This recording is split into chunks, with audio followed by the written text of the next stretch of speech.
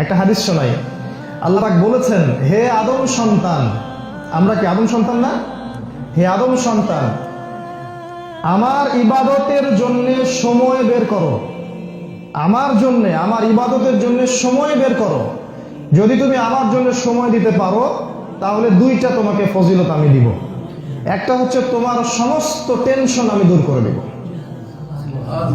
Tension বলে কিছু আপনার থাকবে না, এবং তোমার সমস্ত দারিদ্রতা আমি ঘুচিয়ে দিব ইনশাআল্লাহ।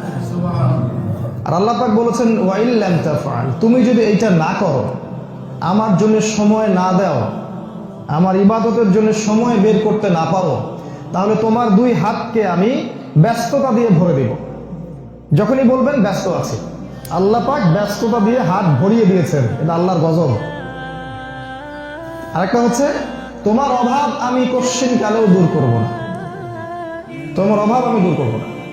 কপালের মাঝখানে আল্লাহ পাক অভাব লিখে দিবেন। টাকা থাকতে পারে 1 কোটি, 2 কোটি, 3 কোটি, 10 কোটি, অভাব দূর হবে না।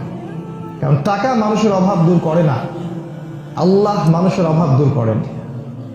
একজন ভ্যান চালক সারাদিন ভ্যান চালায়, দেখবেন রাত্রেবেলা দিব্যি সে নাক ডেকে ঘুমাচ্ছে, প্রশান্তির ঘুম। আর দেখবেন ব্যাংক ব্যালেন্সে crore crore, million billion dollar পড়ে আছে, ঘুম নাই, অশান্তি। তাই না? বাস্তবতা এগুলা।